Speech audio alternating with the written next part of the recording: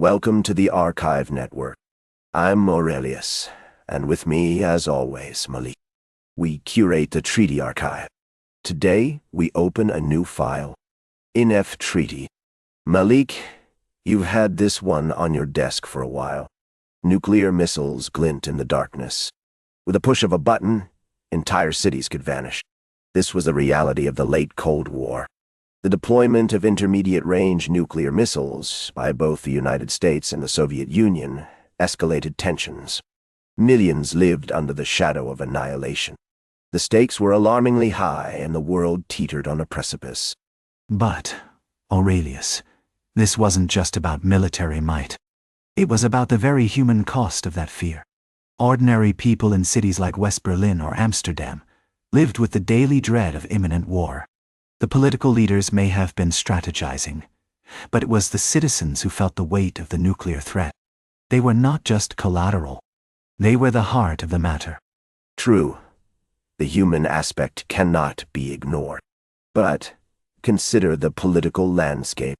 The late 1970s and early 1980s were defined by fear and escalation. The Soviet Union deployed SS-20 missiles across Eastern Europe. NATO's response? Pershing II and ground-launched cruise missiles. This tit-for-tat dynamic turned Europe into a potential battleground. This is what empires do.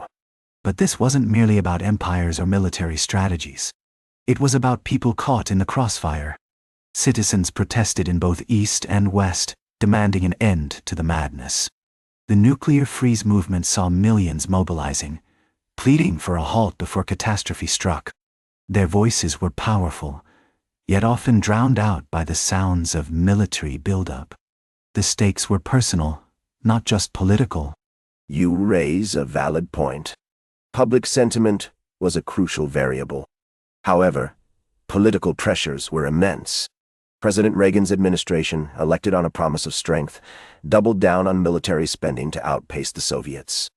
By 1985, defense budgets soared to over $250 billion. This was not a game of chess. It was a high-stakes gamble. But let's not overlook the Soviet perspective. Leaders like Brezhnev and Andropov faced a crumbling economy while trying to keep pace with U.S. military ambitions. They weren't just adversaries. They were also under immense pressure from their own populations. The arms race drained resources, causing internal dissent. The costs were staggering, both financially and socially. Well stated. The Soviet internal pressures are often forgotten in our discussions. Yet, it was European leaders like Helmut Schmidt who felt the urgency most acutely. His calls for negotiations grew louder as West Germany found itself on the front lines. The fear was palpable, with cities becoming potential targets. People lived in the shadow of uncertainty. The stakes were existential, and we must remember how that shaped their decisions and our own responses to the unfolding crisis. And while Schmidt advocated for dialogue, the nuclear freeze movement amplified the call for peace. Citizens were demanding change, and that pressure was crucial. It wasn't just about leaders talking in back rooms. It was about people wanting to live free from fear. The urgency of their voices added another layer to the political game, and it couldn't be ignored. Indeed, public pressure played a role. However, as the situation escalated, something had to give. By the mid-1980s, both sides faced the harsh reality. Neither could win a nuclear standoff. The risks were simply too high. This set the stage for a potential shift in strategy. Diplomats were soon to gather, each carrying their own motives and fears. But those gatherings weren't just about strategy. They were about building trust. The idea of eliminating an entire class of nuclear weapons seemed unthinkable at first. Yet, as Gorbachev embraced glasnost and perestroika, a real shift began.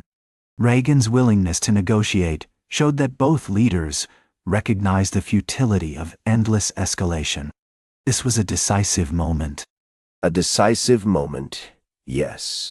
However, the road ahead was fraught with uncertainty.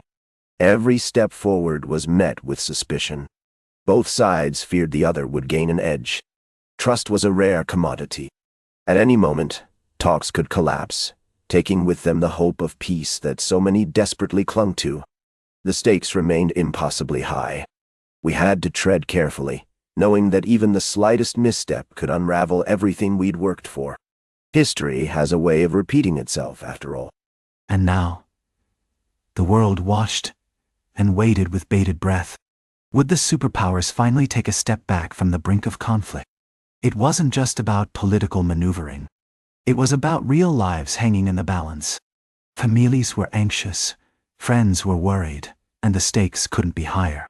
The stage was set for a potential breakthrough that could change everything. But would reason win out, or would history just repeat itself, leaving so many in despair?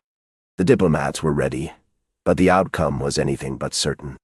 The world was holding its breath, acutely aware that the next move would decide whether Europe's nightmare would finally come to a close or drag on indefinite. This wasn't just a matter of politics or power. It was about survival itself. The stakes had never been higher. We were on the brink, and it felt like history was watching us, waiting for our next misstep or triumph. That's where we leave it for now. Part 1 of 5. INF Treaty is far from done.